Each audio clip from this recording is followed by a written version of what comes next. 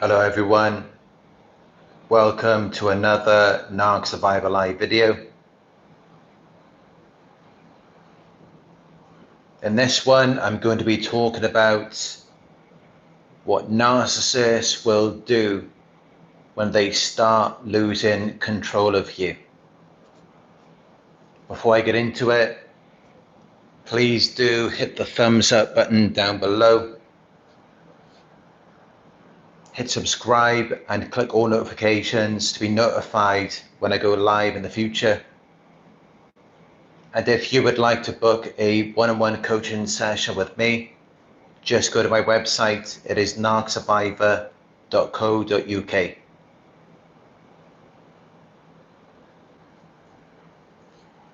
When a narcissist starts losing control of you, if they think that you're still susceptible to their manipulation, then in some situations, yes, they may try to come back with the love bombing. They may try to pull you back in again. And they may do this by giving you false promises that they're going to change, fake apologies. They may even change for a certain amount of time. It may just be for a few days. But you will notice some changes in their behavior. And you may believe that things are going to get better with them. But it's just a part of the cycle. They hoover you back in, they love bomb you. And then before you know it, they are devaluing you again. Because the cycle of abuse, it never ends. They need the cycle of abuse in order for them to function. They cannot live without it.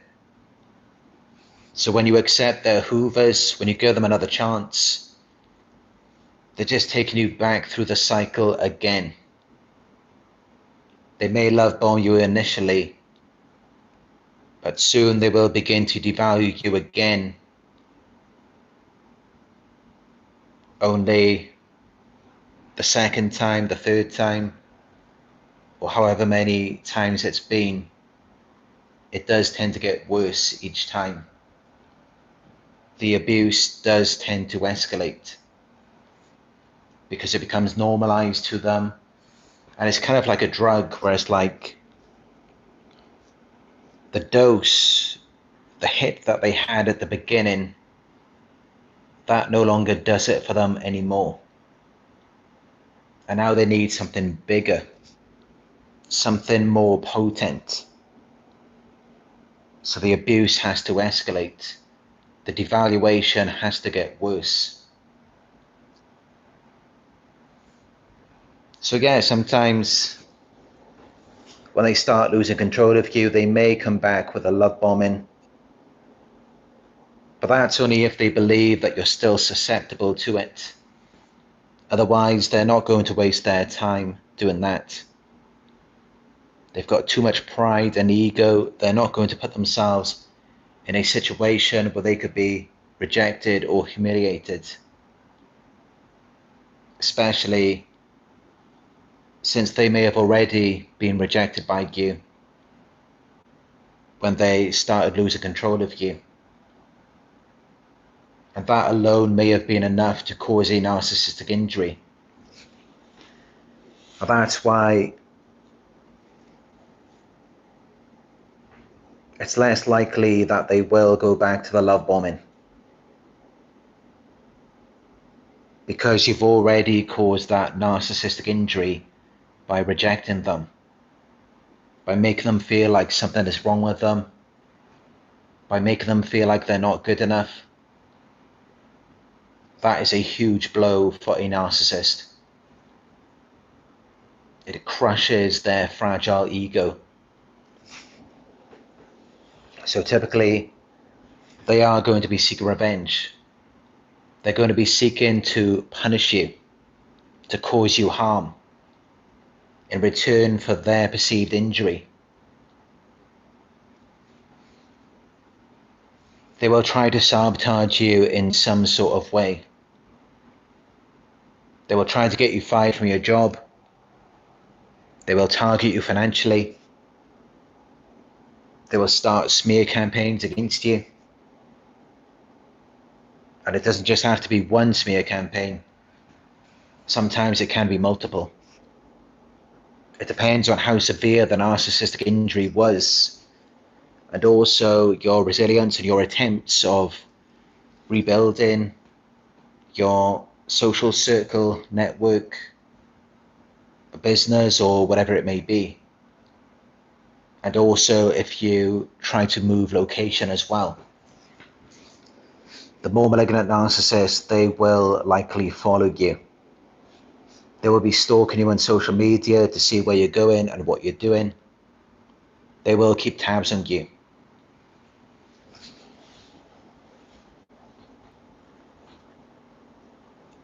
And the smear campaign is really a last resort for a narcissist. That's what they do when everything else has failed to control you. Because if they were thinking of reuniting with you again, rekindling the relationship, if they still had a use for you through being directly involved with you, then they wouldn't go down that route of starting a smear campaign. That's something they do when everything else has failed. Because when they start a smear campaign, that really burns the bridge. When they smear your name, when they ruin your reputation, when they spread rumors about you, of course, that then affects your reputation. And as we know, a narcissist's image and reputation, their status is very important to them. I mean, it's all that they really have. They have nothing outside of their image and status. It's the only thing they've got. So once they've smeared your name, they've ruined your reputation. From that point on, they've already made it up in their minds that they're no longer going to be associated with you after you rejected them and caused that narcissistic injury. That's how you know that the bridge is completely burned. That's how you know that there is no going back. Because otherwise, they never would have made that move. Although I will say that in some very rare situations, and I can say this from my own experience, if you were really a grade A source to the narcissist, if you were a source where they felt like they could never replace you, they could never find anyone else like you ever again, then believe it or not, but sometimes, even though they've started a smear campaign against you, and they've spread the rumors, the lies, they've done everything they can to destroy you, in some situations, if you were really a good source, they may still try to come back. They may still return to the love bombing. But I would assume that most of you will not be experiencing that type of situation.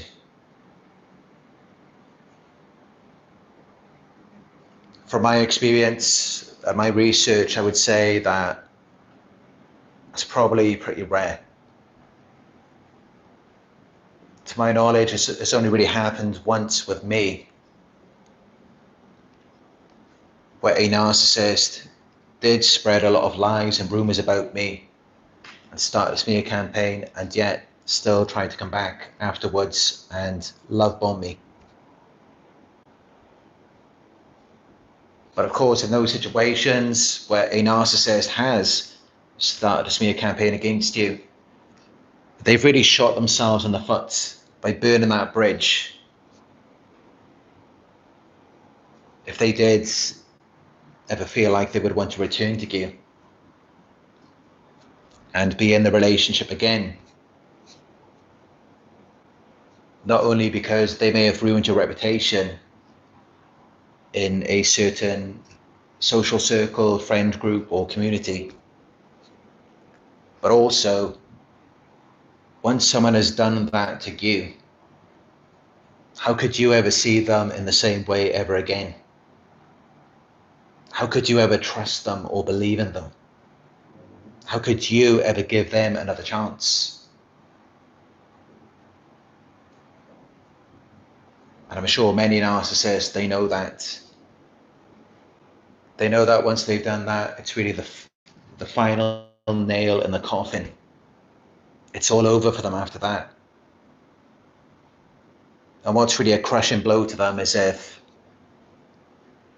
after they've put that final nail in the coffin, if you rise from the dead, if you become something that could have been of use to them, but then it's too late. They've already ran the smear campaign. They've already spread all the lies and rumors about you. So they've kind of shot themselves in the foot. But even then, they will still play the victim and they will blame you. Because that's really the only thing they can do. They're not going to take accountability or blame themselves. No narcissist is ever going to do that. Narcissists are all about control. And why are they all about control? Because they're very insecure. Deep down, they feel worthless and insignificant. They know that they are inadequate. They know they're not good enough. They know that they're no good for you. They just don't want you to wake up and realize that. They don't want you to be consciously aware of it, especially over a long period of time. And they don't want other people to be aware of that as well. That's why control is very important to them. And that's actually why they're so jealous and possessive, for that reason. Because deep down they know that they're no good. They just don't want you to know about it, and they don't want you to expose them to the world. That's why they're so controlling. Because otherwise, if you know how good you are, if you really think that you're such a wonderful person, there's all of these good things about you, you're good for someone, then what have you got to hide? Why hide it? Why not show it, reveal it to the world? But narcissists, they have to orchestrate everything. There has to be a lot of control. And it's really just perception management. They're managing people's perceptions of them because they have a false self, a false character.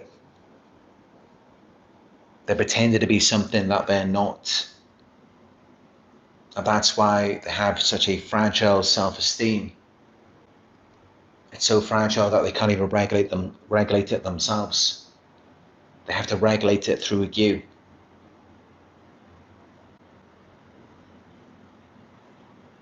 They need your validation for them to feel like they're all right, for them to feel like there's nothing wrong with them. But without your validation, they crumble, they fall apart. And they spent a lot of time grooming you for this very specific purpose, to make them feel like they're something they're not, to make them feel like they're so much greater than what they actually are. They groomed you for that purpose, to validate the false self, the illusion.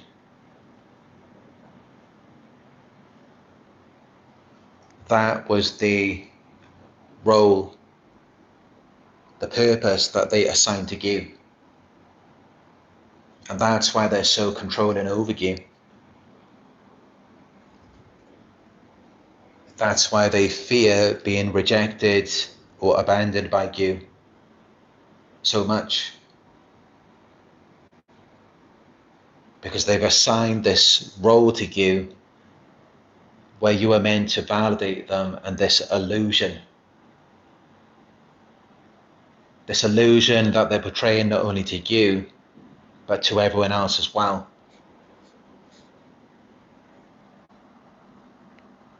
Because the reality is that deep down they are actually very insecure. Narcissists, they hate themselves. I mean, of course, all of the things that they've done to you throughout the relationship, all of the things that they put you through. Yes, they may play the victim. Yes, they may avoid any accountability and act like they've done nothing wrong. But beneath that, there is a lot of shame.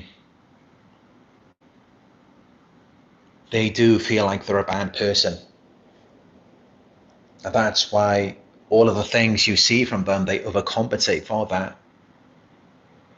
And they act like they're this perfect, wonderful person, as though nothing's wrong with them. They won't accept any fault, any blame. Because for them, just to accept one thing would open the floodgates to everything else. Deep down, of course, they know, they understand what a horrible person they are. And that is why they're so controlling. That is why they have to manage people's perceptions of them. They never give anyone the opportunity to think for themselves, to make up their own minds about them. They cannot tolerate free thinkers, truth tellers. No, they want to tell you what to think. They want to tell you what to believe. And why is that? Maybe because they're worried that you're going to find out the truth. Or you're just going to awaken to everything that they've done to you. Because a lot of times we blame ourselves. They make it out like you're this villain, this horrible person, as though you've done so many things wrong. But if you look back and you remember all of the things that you did for them, all of the times that you tried to make them happy, to give them what they wanted, and all of the abuse, the problems that you tolerated, if you remember all of that, you will realize that it's really just a projection. They're projecting their own shame onto you because they can't accept it. It's too painful for them to deal with. They do not want to go within. So they project that onto you. They demonize, they villainize you.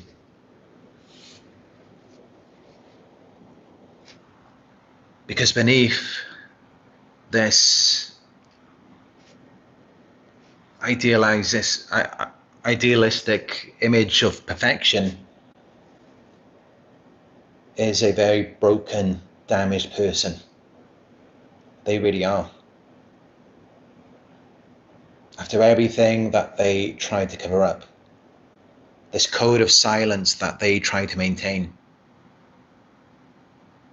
This is why whenever you're around them, it's like this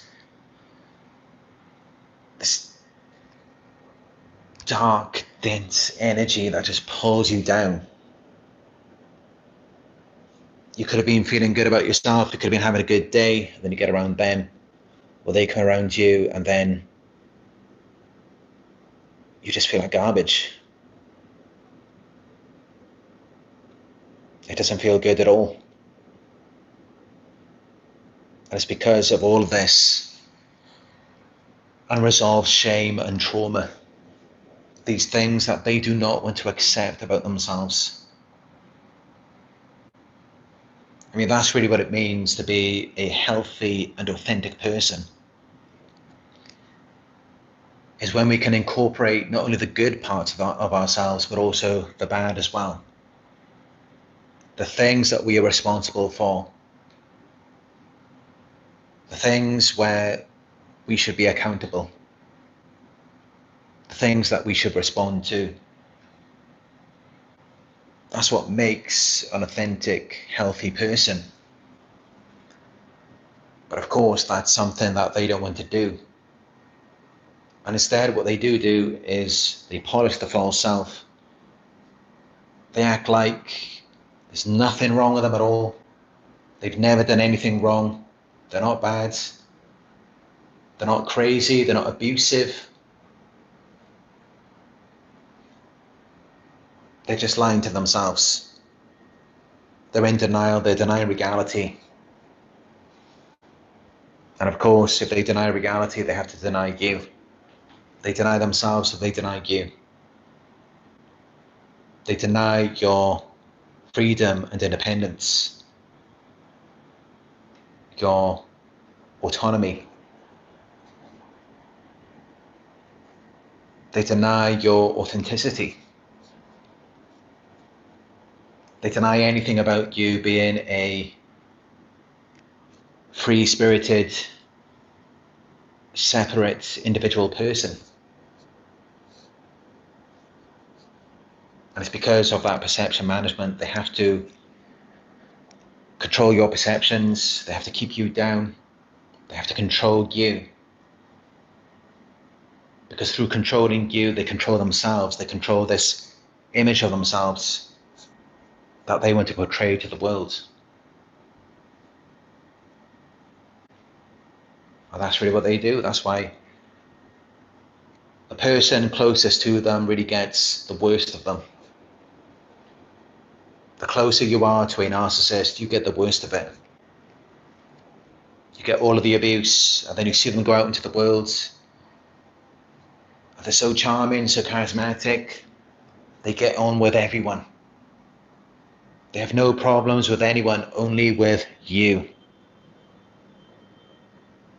And of course, naturally, it makes you feel like it must be you. Because if they get on well with everyone else, you're the common denominator.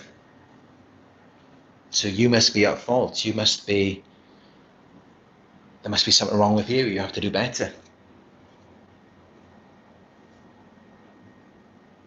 But it's the same thing with everyone who is watching this. Everyone is seeing the same thing, is that we all feel like we're the problem. And then the narcissist goes out into the world and they're so charming and charismatic. They've got all of these friends, all of these supporters. Everyone's on their side. And if you ever come out and you try to tell anyone about what they've been doing to you, if you've already tried that already, you wonder what it's like. They alienate you. They make you feel like you've got it wrong, or you need to give them another chance. You're just exaggerating things. They will be in disbelief. They will not believe you. And it's always the same thing every time. The reality is that most people in this world, they do seem to believe in and validate these narcissists. And although people don't talk about this much, but actually people villainize the victims. They really do. People look at the victims as being bad people. And why? Because the narcissist has the power. They have the influence. They have the connections. They've got everyone on their side. So maybe a lot of people just want to stay out of harm's way. They don't want to get involved in it themselves.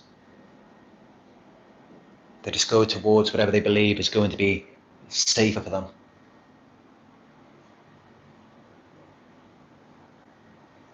Or they may genuinely just be under the narcissist manipulation. I don't know. Sometimes that can be difficult to understand. How can you believe in this?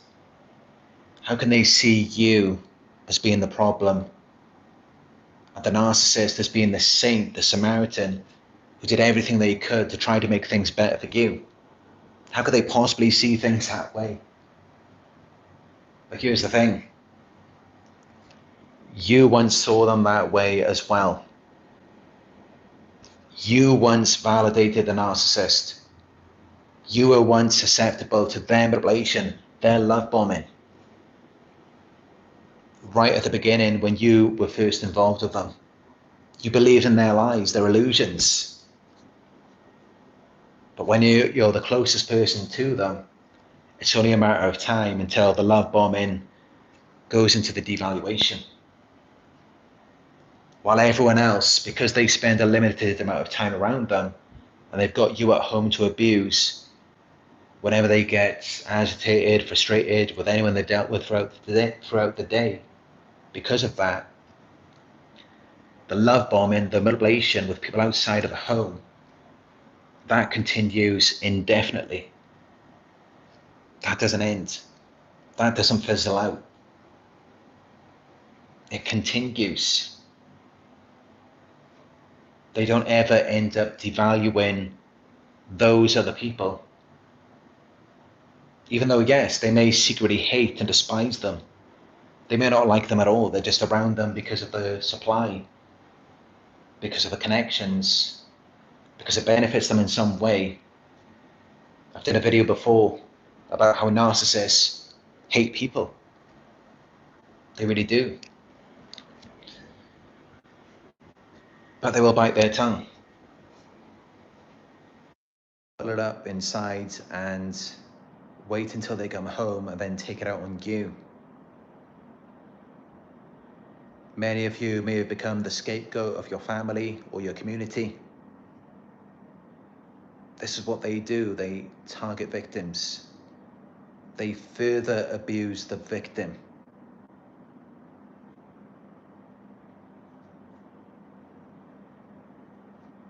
Because a lot of people are under the narcissist spell, and some of them may be too afraid to speak up.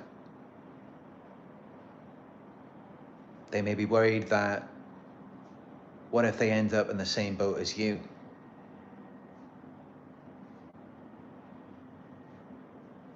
So when the narcissist starts losing control of you, it's all about perception management, polishing the false self, making sure that no one knows what you know, maintaining that code of silence.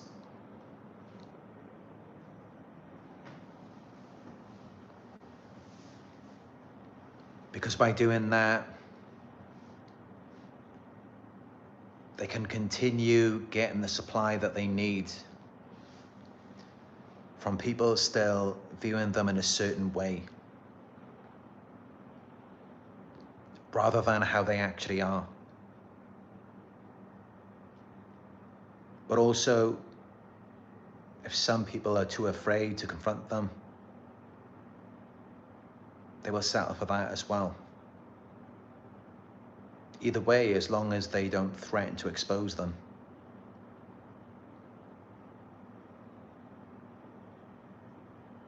But this is why Nala's just brushing up against me.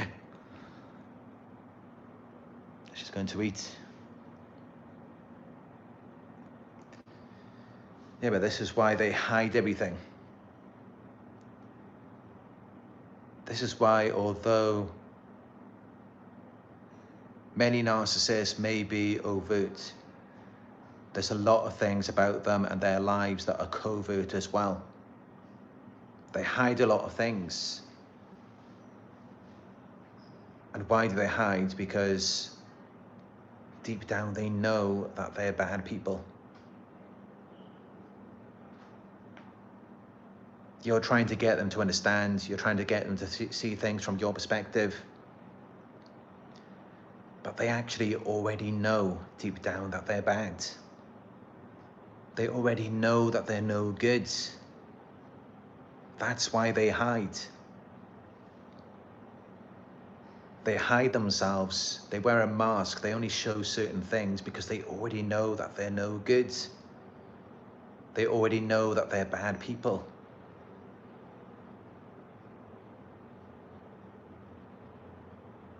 And it's not about maintaining privacy or anything like that. I mean, they're happy to share your secrets, your personal information. They're happy to spread lies and rumors about you, but they don't want anyone peering into their business. They don't want anyone to know anything about them. And why is there that double standard? How is it that they can breach your privacy and they can go through your stuff? They can bring up all sorts of things about you and even make stuff up as well and exaggerate it. But when it comes to them, they don't want anyone to know anything. They don't want anyone to know about what they're doing, where they're going, because they have a lot of skeletons in the closet. They already know that they are far worse than anything that they're painting you out to be. They're already fully aware of that, and that's why there's so much control. While you, in the beginning, you were happily sharing your secrets, your private information. You were telling them about your past. You were having these long, open conversations with them. And why were you doing that? Because deep down, you must believe that you are a relatively good person. That's why you're so open. You wear your heart on your sleeve. You share information without the fear of being judged. But you get around these types of people, and what do? They twist it. They turn it against you. They make you out to be a villain, like something is bad about you. But in many ways, what they're doing is, while they're hiding all of the information about themselves, which they're not revealing to anyone, they're projecting how they feel about themselves onto you, and they're using you in a way to divert the attention away from them and to maintain a certain image about themselves. And what they like to do towards the end is like if they weren't already, they become these communal narcissists. It's like they're working on behalf of the community to sort you out, to teach you a lesson. And then they bring in all of their flying monkeys and they all team up against you. They all label you as this bad person. The reality is that they're all just as bad as each other. Water seeks its own level. Birds of a feather flock together. That's why they're all turning against you. Because you're the only one out of all of them who's actually different. You're the only good person in that environment. And they know it. That's why they have to work overtime to label you as something else, to get everyone to see you in a different way. And that's not difficult to do because a lot of those people, they're flying monkeys who are turning against you. As I said, they're just as bad as the narcissist. They've got a lot of skeletons in the closet, a lot of things they want to hide. And these types of people, these really bad people who do horrific things, they are so quick to judge, so quick to turn against you. And I've seen it so many times. This is how these types of people are. Some of the worst people. It's almost like they become like these vigilantes. Now they want to take you down. Now they want to spread lies about you. Almost like it's just to save themselves, but also in a way, it's like maybe they've experienced it before, or maybe they were anticipating it. Maybe they've been judging themselves. And now they have to compensate for that. They want to be on the other end of it. So it's kind of like to purge themselves of their own self-hatred, of knowing just how bad, just how despicable they are. They want to put that onto you. It's a projection.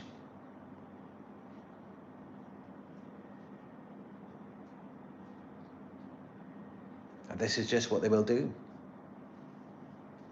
when they start losing control of you. Because unknowingly to you, their false identity is tied to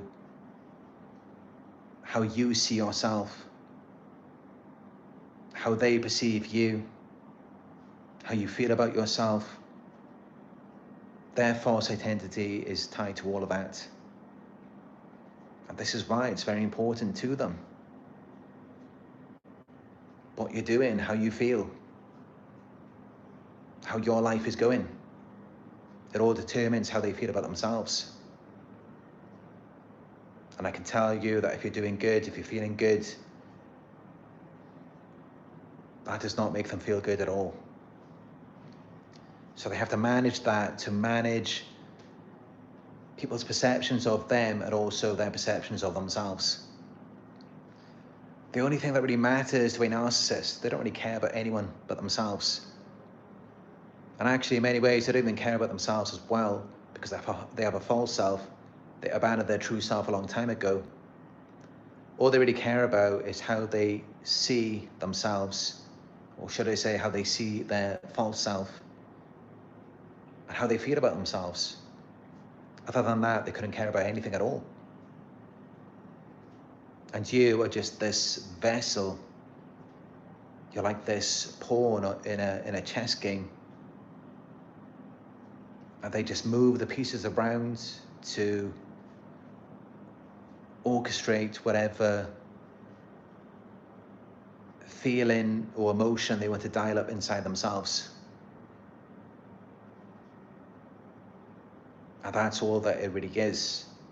When they start losing control of you, it just becomes this psychological game. And that's all that the smear campaign is. It's just a psychological game. It has nothing to do with reality.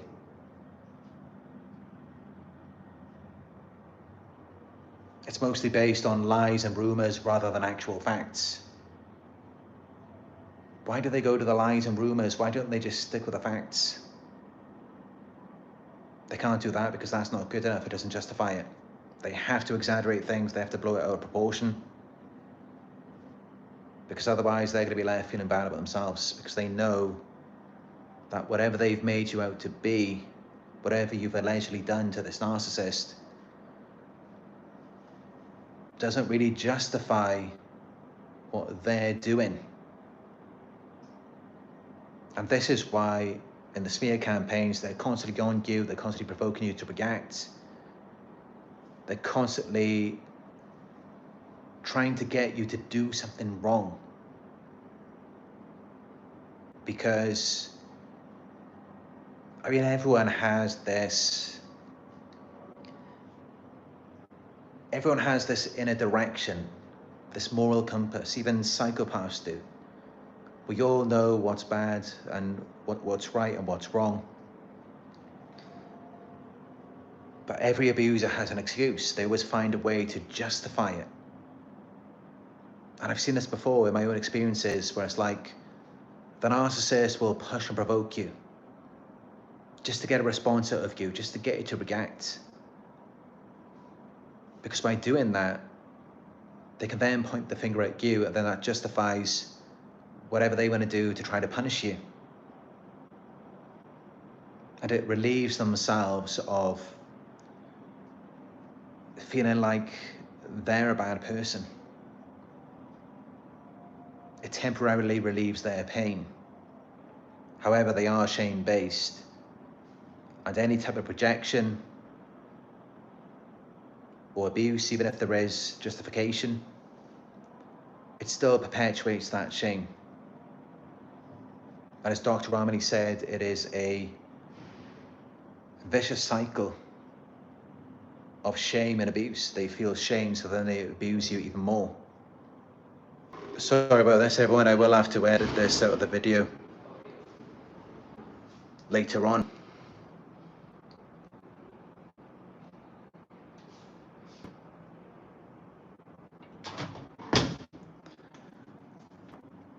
But this is what I have to deal with, you know, with these talk about smear campaigns and gang stalking.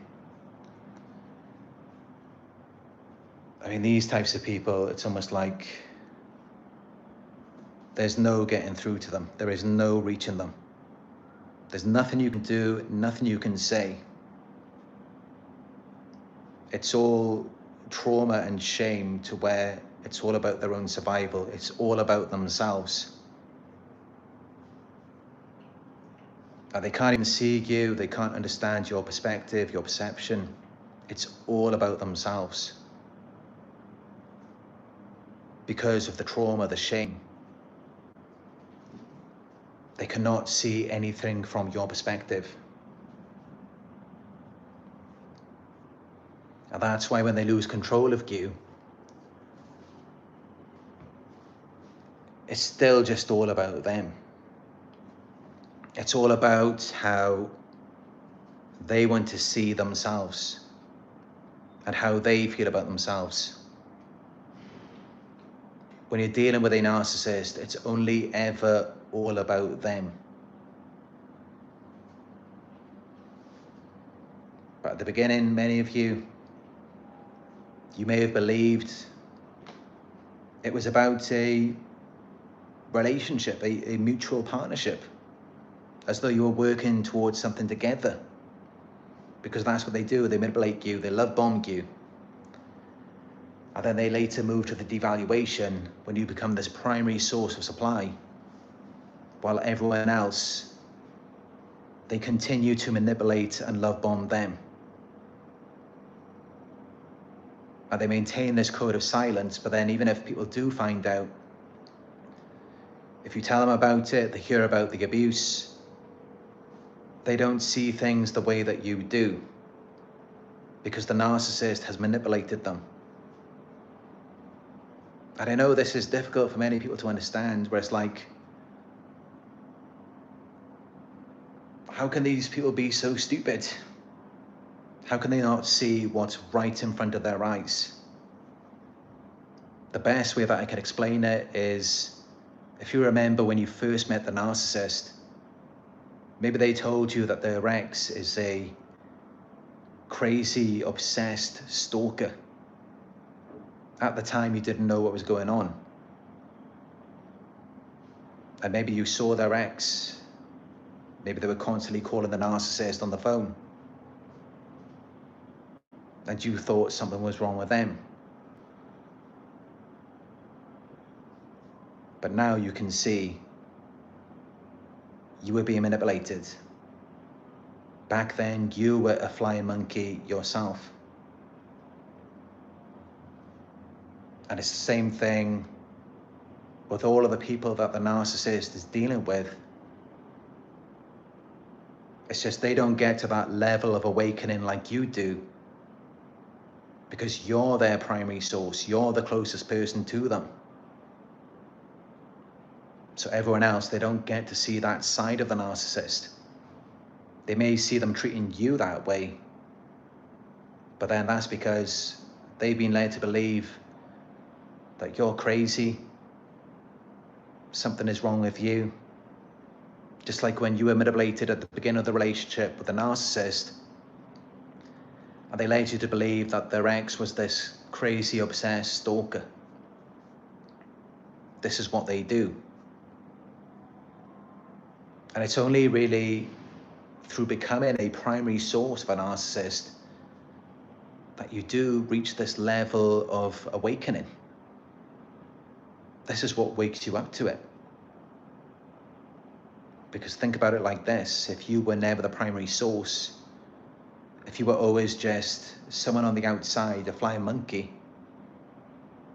and you never got that close to them, you would never know. You would just be as blind as everyone else. You wouldn't understand anything. You wouldn't know the things that you know now.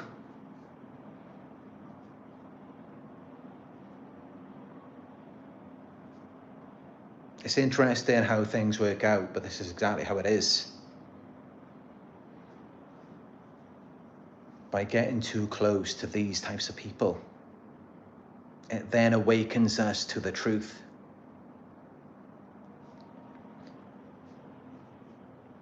It's just a shame that only a select few of us get to see it. Many other people can't. They can't see what is actually happening. But when you do awaken to it, when you become aware of it, it does begin to make a lot of sense. They compartmentalize people. They put people in different boxes, and they also pit them against each other, divide and conquer for very specific reasons. As with you and their ex, when they were manipulating you, love bombing you. And the same thing now, if you've seen them moved on. There's nothing that you can tell their new source of supply to wake them up to the truth. It's compartmentalization, preventing you, or rather preventing the other people from realizing what is actually happening. But you realize it now, of course, because you've already been involved with them. You've already been their primary source. So you're the one with the experience. You've got all of the wisdom now, all of the information.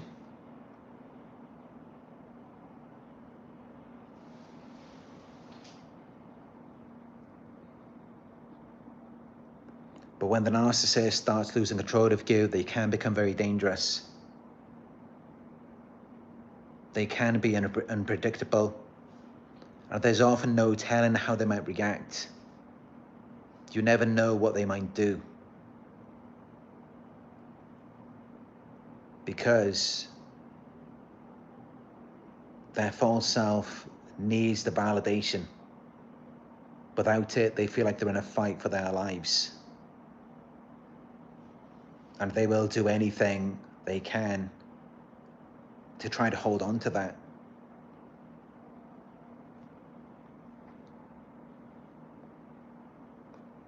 Which is why I do advise that if you feel like the narcissist has started losing control of you, or if you're thinking about going no contact with a narcissist, I do advise speaking to a therapist or coach first. Because as I said, they can be unpredictable. They can become very dangerous. So definitely speak to someone first who has the experience and who understands this, so that you can stay safe and out of harm's way.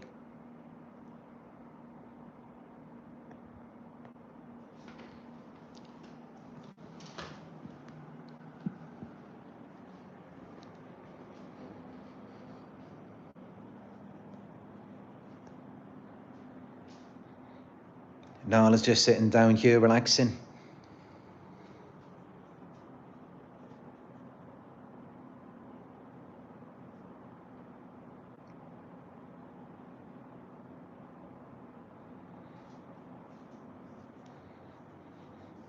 She had a good sleep today when I went out.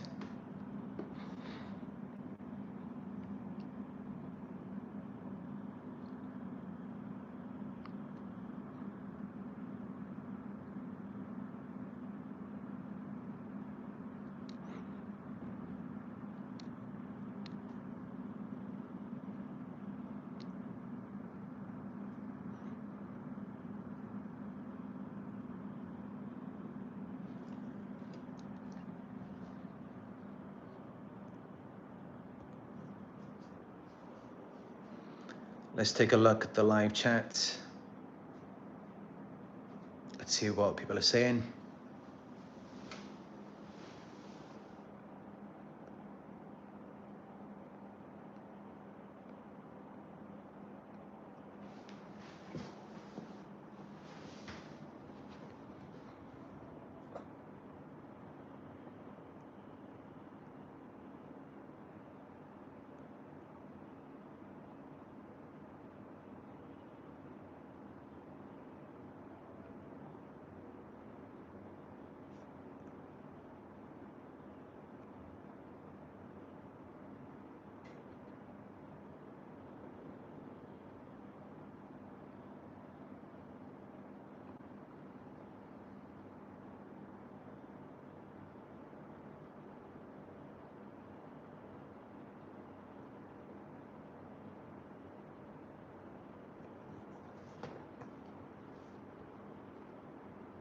I'm thinking I should have filmed part of this live video sitting here now,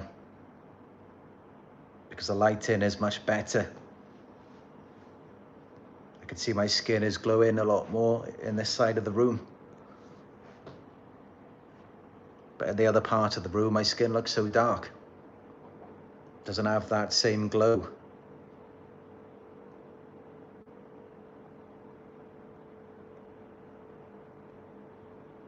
Oh well, I hope you appreciated the message anyway.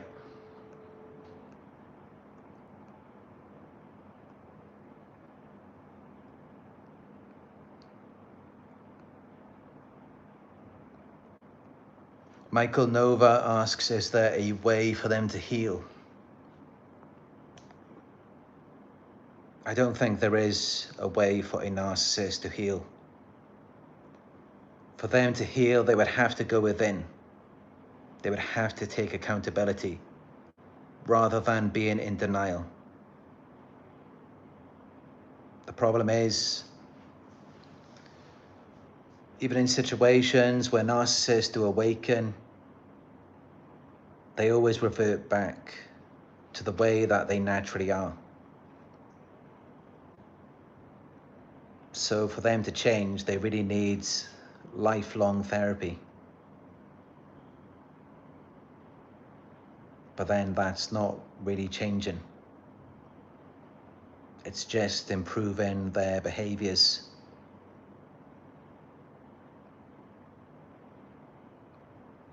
But who knows, maybe at some point in the future with technology, there may be a way for narcissists to heal. But at this moment now, there is no clinical studies of a narcissist recovering from NPD.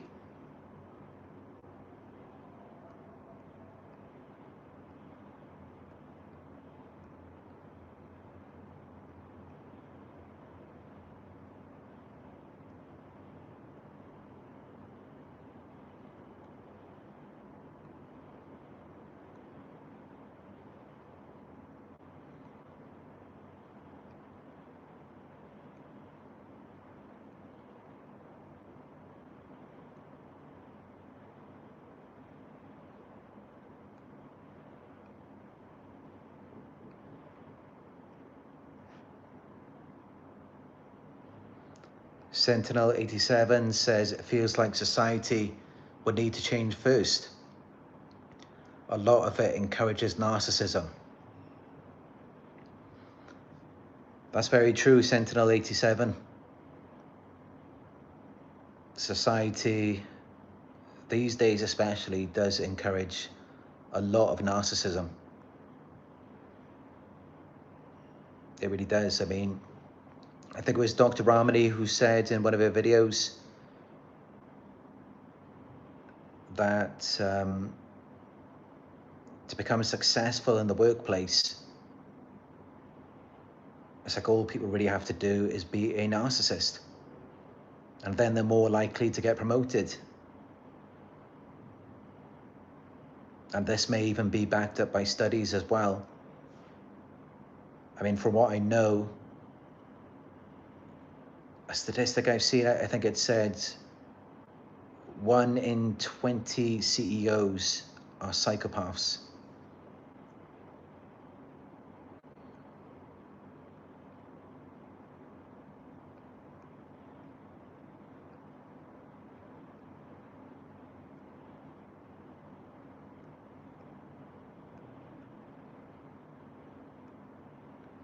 Abigail Andino says they never say sorry or apologize. Yes, a lot of narcissists will never say sorry because of their ego, and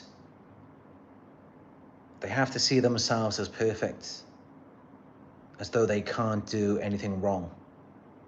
So it can never be their fault.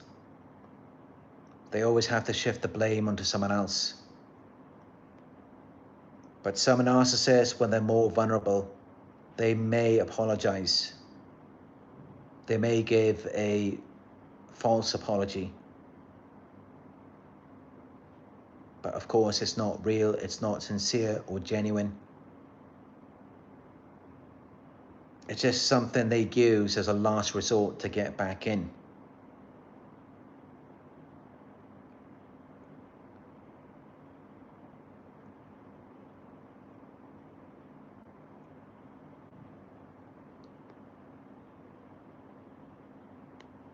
Kelly Quinn says all the studying they've done, the narcissist takes it information to become stronger. It's so sad. Yeah, I agree. That's really what they do. All of this research, all of these videos on YouTube. Of course, narcissists are watching these videos. They're learning from the victims. They're learning from the therapists, the coaches. And they're just learning how to become better manipulators rather than better people. And yeah, that's really sad.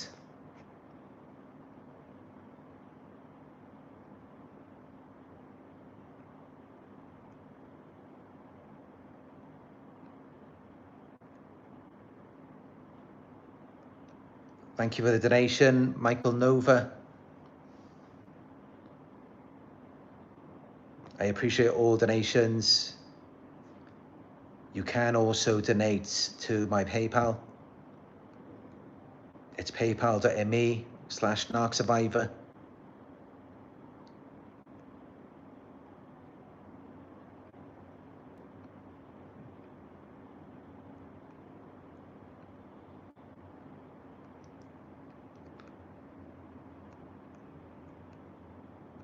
I have to smile there.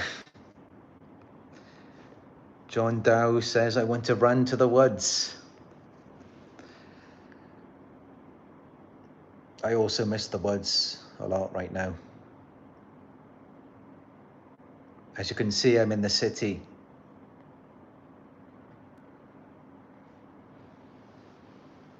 I came here to see Nala. And I guess, it's more convenient for me. I can get the things that I need here more easily. But yeah, John, I want to run to the woods too.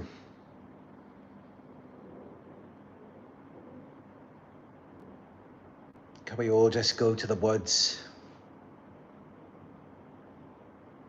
Just start a fire and toast marshmallows. Vegan marshmallows. For me, anyway.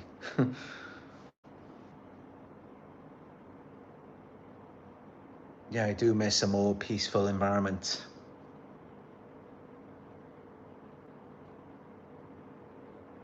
It's difficult though, because I need my laptop and to keep making these videos.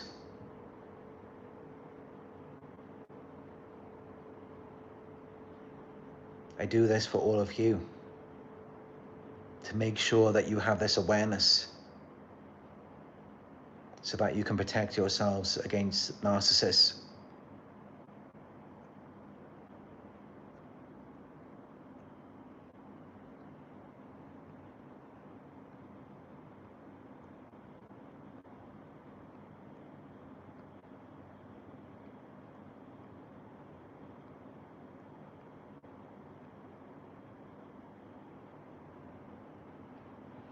But yeah, I think you see a better side of me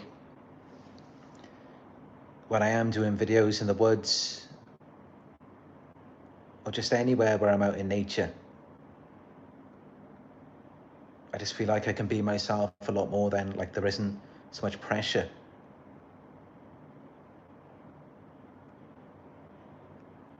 You know, being in a city, there's like so many narcissists around.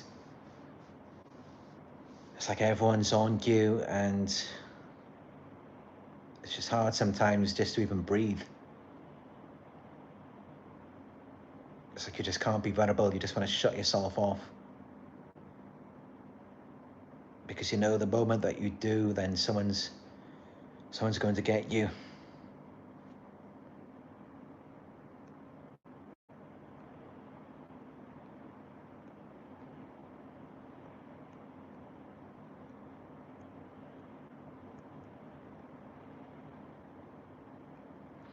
But I will do a video at some point, maybe a live video speaking about my own story, my own personal experience.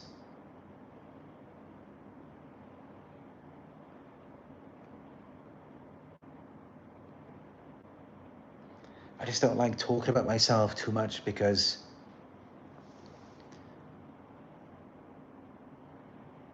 like in my family and my relationships, you know, anytime, as you will know from your own experiences, anytime that you talk about yourself or anything you're going through, anything that you want or need, you just get shut down. Like you're not allowed to express yourself, you're not allowed to be yourself.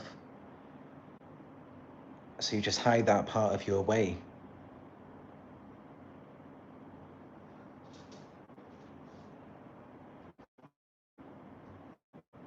But I know many of you may miss that side of me, and I hope that at some point soon I can do a video somewhere in the woods or just somewhere out in nature.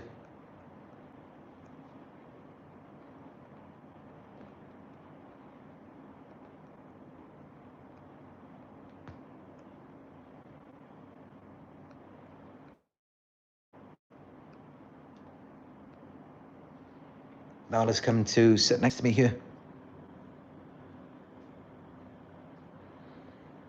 It feels so good to be back with Nala.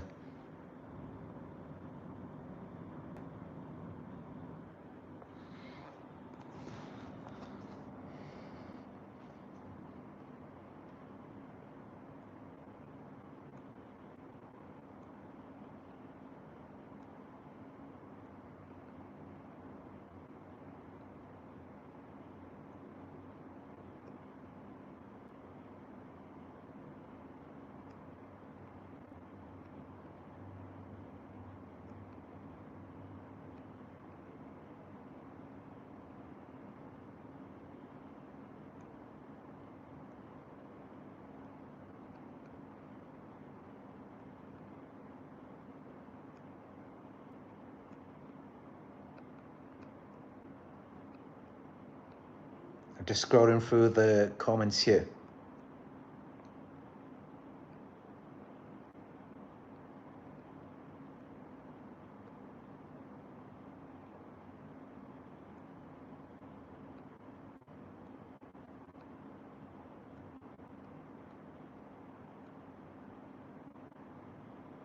I know there's a lot of trolls as usual.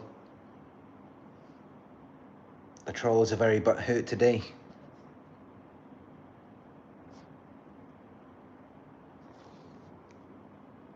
Nala's really jumping in now.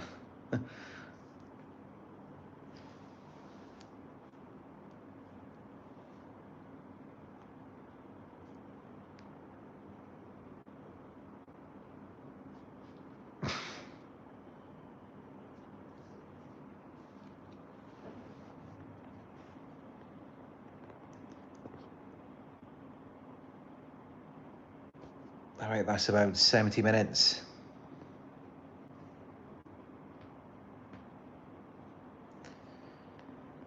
I should take some time and get some rest. It has been a long day. I actually started back at the gym today as well.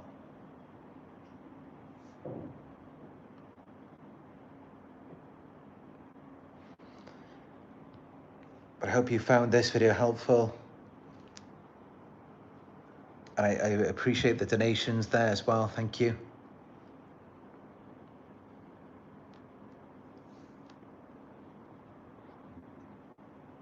If you enjoyed this video, please do give it a thumbs up down below. It helps the YouTube algorithm to get this message out there.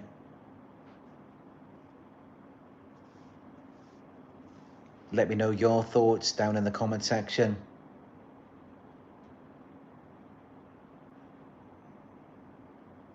I read your comments every day, and if you have any questions, I will try to respond to them as well. Hit subscribe and click all notifications to be notified when I go live in the future. And you can book a one-on-one coaching session with me on my website. It's narcsurvivor.co.uk.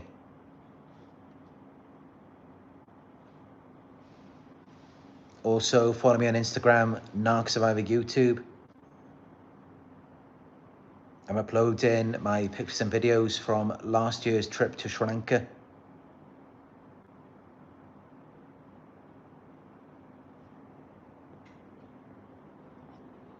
All right, that's it for this video. Thank you for joining me and Nala. And we will talk to you in another live video very soon.